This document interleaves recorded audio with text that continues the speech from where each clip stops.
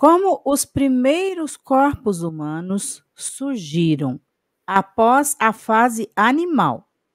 Foram feitos e nasceram de onde? No plano espiritual ou terreno? Houve uma transição do primata? Estamos estudando em família e não consegui explicar para minha filha depois de ler sobre isso no livro dos Espíritos. Na Gênese também, não entendi. Vamos marcar um seminário para você falar sobre tudo isso. Não, olha, eu acho que eu consigo ajudar. Quem responde essa pergunta é a biologia, não é a doutrina espírita.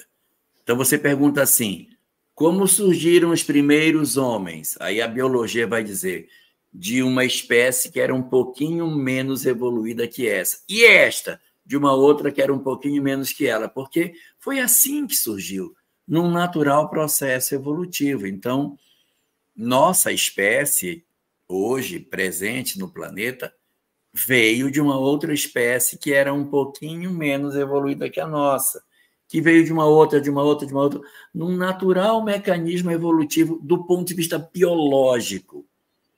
E o espírito, ou o princípio espiritual que animava esses corpos, ele vai evoluindo à medida que os corpos vão ficando mais humanizados. Quanto mais animalizado esse corpo está, mais animalizado é o princípio espiritual que anima esse corpo. Então, a gente evolui fisicamente e o espírito vai também se transformando junto. Dessa forma. Então, de onde veio? De uma espécie que era parecida com a nossa. A resposta para esta pergunta está na biologia. Pegar a evolução das espécies, o pensamento de Hugo de Vries no mutacionismo e o pensamento de Charles Darwin, matéria do ensino médio, para que a gente consiga mergulhar nesse conhecimento da transformação progressiva das espécies até o surgimento da criatura humana. A espiritualidade não precisa transgredir as leis da matéria para que a matéria evolua.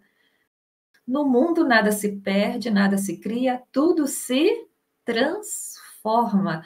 O espírito evolui, a matéria também evolui. Tá? O nosso planeta passou por um processo de resfriamento, está com as placas tectônicas se estabilizando aí. Tudo isso é um processo de amadurecimento do planeta. Como nós evoluímos e os nossos corpos também passaram, e ainda passam por um processo de mutações, de mudanças, de evolução.